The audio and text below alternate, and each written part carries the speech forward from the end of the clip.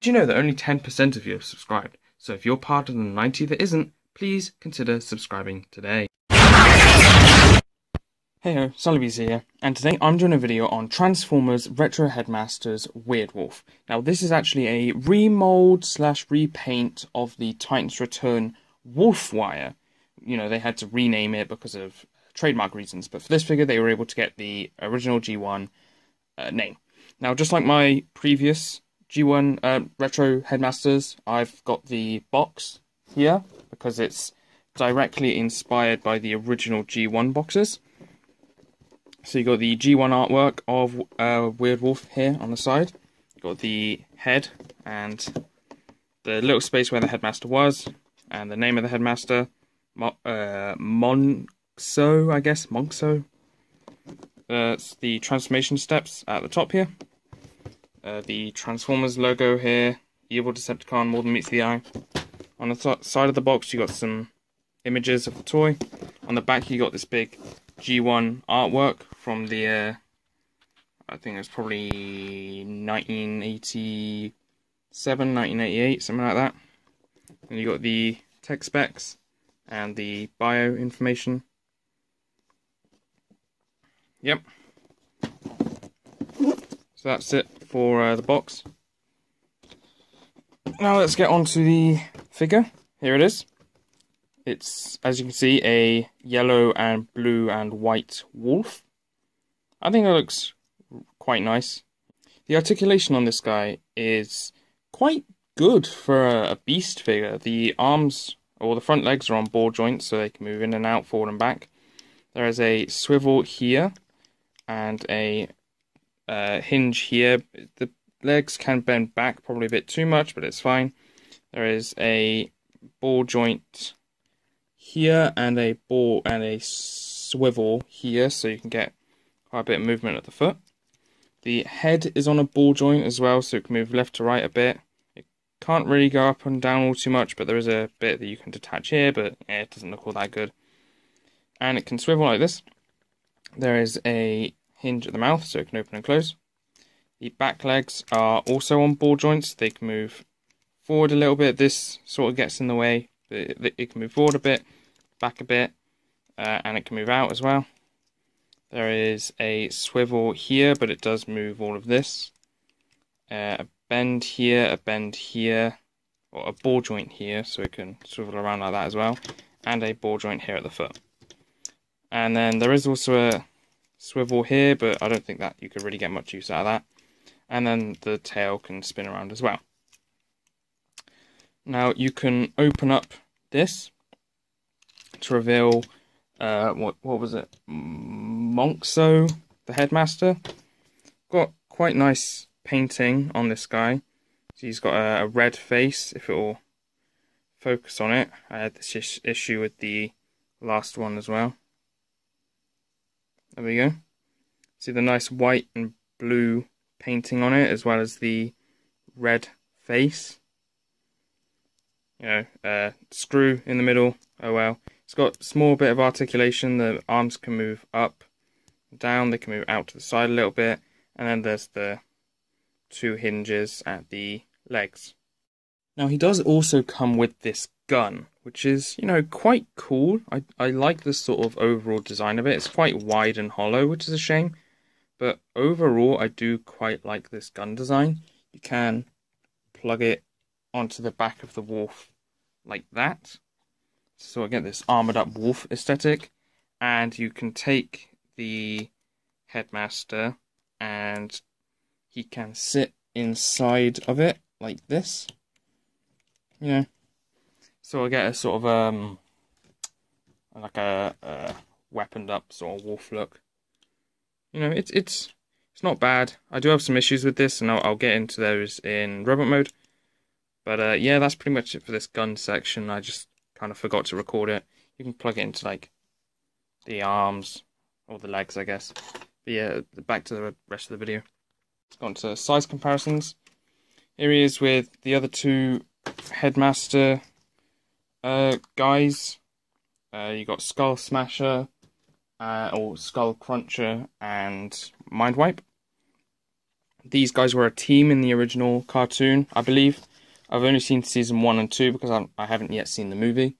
And I'd rather watch the movie before I watch season 3 and season 4, which was only 3 episodes, but whatever.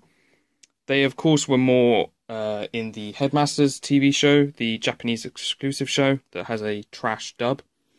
Yeah. So there are these 3. I think they look quite nice together. You know, the purple, the yellow, and the green works quite nice together. Of course, this is a massive bat and probably quite a small alligator or crocodile, but yeah, it doesn't look too bad. And of course, here he is next to Optimus Prime. Very, very large wolf. But yeah, you know, looks quite nice. Now, let's get on to transformation. For transformation, the first thing you want to do is make sure you pull the headmaster out of the cockpit. You want to pull out the tail. You want to straighten the legs down like this, and straighten them out like that. Take these thigh pieces and move them down to the shins. There is a little tab there that will go into this slot here, like that. They're going to turn around the foot and flip out the toes, like that. Same on this side. Move down the thighs, and flip down the feet, and flip out the foot. Just like that. Then you want to open up the back, and then slide this piece forward and down, and then that will slide in at the top. Now to transform it back, you can just pull it out, but to make it a little bit easier, you can fold down this chest piece and push it like that. Then you want to fold this piece back down if it's in properly, fold it back down. The head you can move to the back, and there are these 2 little slots that the ears will fit into. Move down the front legs, flip up the feet, twist round the arms, move them forward. So on this side, you'll want to open up the forearms and fold out the hands. Do that on the other side as well, like this. Then finally, you want to take the headmaster, fold it up, and it will just tab straight into the top here, like that. And there is Weirdwolf in robot mode. In his robot mode, Weirdwolf looks really, really cool. He's got this sort of bulky aesthetic with this really nice sort of yellow and blue and white colour scheme. Even though he's quite small, he looks like he could take on some really big opponents. Although the sword doesn't really fit that sort of aesthetic, I do think that the sword fits him quite nicely. He does also, of course, come with his gun that you can sort of plug into his hand, but it's kind of weird. It's got these sort of extra little bits on the side that don't allow it to go fully into his hand, and if it does go fully in, it kind of angles off to the side. So that's why I don't really like to use it. You can sort of plug it onto the arm. It just kind of doesn't look all too good, which is a shame. But yeah. The sword can get plugged onto the side of the leg like that. Kind of make it look like it's in like a holder or something, but not really. Now, if you come to the arm and open that up and then move the hand up like this, you can get him sort of holding the sword over his shoulder like that. And I like to display him like this sometimes, just sort of like this. Looks kind of cool. Now, of course, you saw earlier during the transformation that you can open this up. This is to sort of emulate the gimmick that the original G1 figures had. When you plugged their heads in, they'd have these little codes that would sort of flip up on their chest, to sort of show like their strength, intelligence, speeds, whatever, stuff like that. So articulation on this guy. He's got a ball joint at the shoulder, so it can move all around. There's a swivel at the bicep. There is, if we show that, a hinge at the elbow. No wrist articulation, unless you count, open this up and moving it manually. There's a ball joint at the head, which on mine sort of likes to stay in a sort of looking off to the side position, which is a shame. There is a waist swivel. It's limited because of this back kibble. The legs can move forward and backwards, and they can move out as well. There's a swivel here, a bend at the knee, and a ball joint at the foot, if it'll stay tabbed in. So yeah, there he is. He's got this quite nice head sculpt with the sort of visor sort of look to it. A little bit of paint chipping, which is unfortunate, but hey. He's got these sort of like missile pods on his shoulders, which look quite nice. But yeah, the wolf head does kind of just end up on the back like this, but I don't think it looks all too bad. Now with some size comparisons, here he is again, of course, next to Mind Wipe and Skull Cruncher. I think they look alright together. They sort of look like a team. I'm not entirely sure which one looks most like a leader. I feel like it's probably in between Mind Wipe or Skull Cruncher.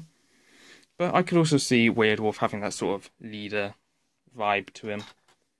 And of course, here he is next to Optimus Prime. Of course, I don't really have a lot of space, so you can't see all of Optimus, but there. You know, it's not too bad. The sizing is alright. Yep. That's it for size comparisons.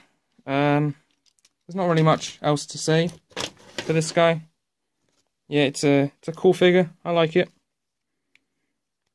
I don't really have any issues with this guy, like I did with Skull Cruncher with the whole floppy legs. I do know that the whole Headmasters reissue sort of thing, the retro Headmasters line, has been plagued with issues, and maybe that could be what this is with the gun. That could be an issue with the reissue thing, but I'm not sure. But anyway, that's about it for this video, so I guess that's Salut BC out.